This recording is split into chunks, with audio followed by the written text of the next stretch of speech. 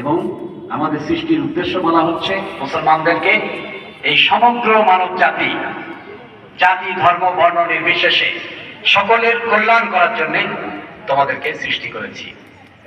এর পরের অংশে কিভাবে সেই কল্যাণ হবে সেটাও কিন্তু আল্লাহ রাব্বুল আলামিন বলে দিচ্ছেন। সৎ কাজের আদেশ এবং অসৎ কাজের নিষেধের মাধ্যমে। এর খুব সহজ বাংলা হলো অন্যায় অত্যাচার যত কিছু ভালো আছে কল্যাণকর আছে সেটাকে সমাজে প্রতিষ্ঠা করতে হবে এবং সেটা সবার জন্য। এটা করাটা কত গুরুত্বপূর্ণ। এখানে একটা হাদিস আছে যেটা আমাদের 6টা হাদিস গ্রন্থেই বর্ণিত আছে।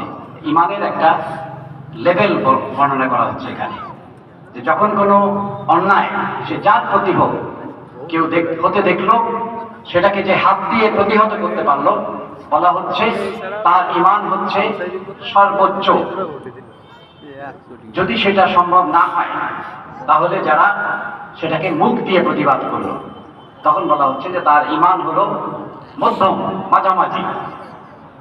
আর যদি কেউ সেটাও করতে না পারে, অন্তত মনে মনে ঘৃণা করলো, যেটা গত 17 বছর করতে হয়েছে আপনাদের, তাদের হচ্ছে মানে নিবু নিবু ঈমান, মানে কোন রকম আছে আর কি। এখানে আপনারা সবচেয়ে ঈমান কে কে চান? হাতুরা নারায়ে তাকবীর।